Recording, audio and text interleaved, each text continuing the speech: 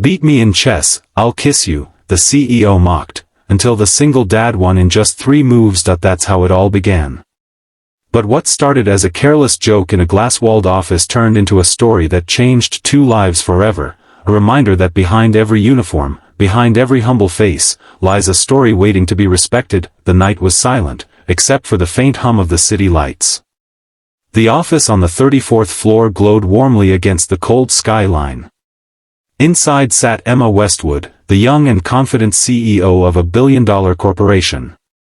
She was brilliant, but her success had built invisible walls around her. Power had made her sharp, maybe too sharp.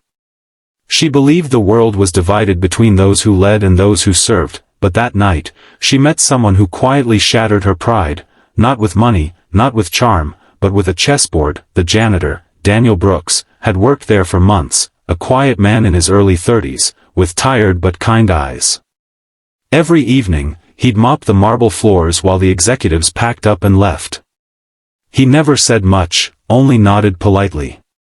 But Emma had noticed him once or twice, the way he paused near the window, looking out as if the city lights reminded him of something he lost long ago. That night, he lingered longer than usual, watching her play chess against herself. She looked up, slightly annoyed. "Do you play?" she asked, half mocking. Daniel hesitated. "A little," he said softly. Emma smirked. "A janitor who plays chess? That's new." He didn't reply. He just smiled, the kind of smile that said he'd heard worse. Feeling playful, or maybe bored, she leaned back and crossed her arms. "Tell you what," she said, her tone teasing. "If you beat me in chess, I'll kiss you." The room fell silent.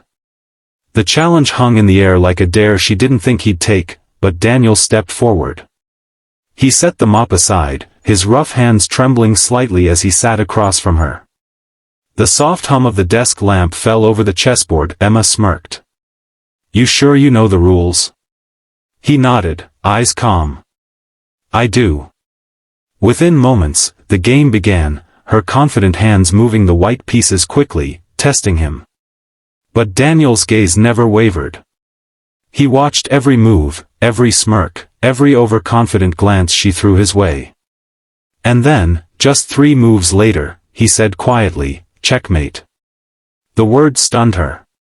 She blinked, her hand frozen midair. "How?" He smiled again, that same quiet, kind smile. "My daughter taught me," he said simply. After that night, Emma couldn't stop thinking about him. Not because of the joke she made or the kiss she didn't deliver, but because of the way he looked when he said those words. There was no arrogance, no pride. Just warmth. Over the next few weeks, their paths crossed again. She'd find him fixing a light or cleaning her office after meetings, always polite, never looking her in the eye for too long. One evening, she finally asked, "You said your daughter taught you chess. How old is she?" "She was 8, he replied. "Was?" she asked softly. He took a deep breath. "She passed away 3 years ago. Cancer." Emma's chest tightened. The man who stood quietly every night, mopping floors, was carrying a weight heavier than any briefcase in her boardroom. "She loved chess," he continued. "Said it made her feel smart, said one day she'd beat me in 3 moves. She did. And after she was gone, I promised I'd teach anyone who wanted to play, in her memory." Emma's throat tightened. For once, she had nothing clever to say. That night, when everyone left, she stayed behind again. Daniel entered quietly, ready to clean, but found her waiting at the table, the same chessboard between them. "This time," she said gently, "will you teach me how you did it?" He smiled faintly. "It's all about seeing what others don't." And for hours, they played. No mockery, no pride. Just 2 souls, one rediscovering humility, the other finding comfort in kindness. Days turned into weeks. Emma began noticing the world differently. She started talking to her staff with more patience, smiling at the people she used to overlook. Daniel, too, changed. He started to laugh again, to find small pieces of peace in his days. Then one evening, as they finished another quiet game, she looked up and whispered, "You remember what I said the first night? About kissing you?" He chuckled. "I remember. You don't owe me anything, ma'am." She shook her head. "No, maybe I owe you everything.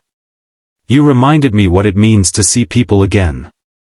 She leaned forward and pressed a gentle kiss to his cheek, not from pity, not from guilt, but from gratitude. The city lights shimmered outside the window as Daniel smiled, eyes misty but peaceful. Months later, when the company's annual event came, Emma took the stage to make a surprising announcement. She had started a new initiative, scholarships for children of custodial and service workers. The program was named Brooks Move, in honor of Daniel's daughter. When the crowd applauded, Daniel stood quietly at the back, mop in hand, eyes glistening. That night, he looked out at the skyline again, and for the first time in years, he whispered softly, "We did it, sweetheart." Sometimes, life's greatest lessons don't come from boardrooms or titles. They come from the quiet moves we make, the humble, unseen victories that teach us what it truly means to win, because that night, it wasn't just a janitor who won in 3 moves. It was humanity, checkmating pride with grace.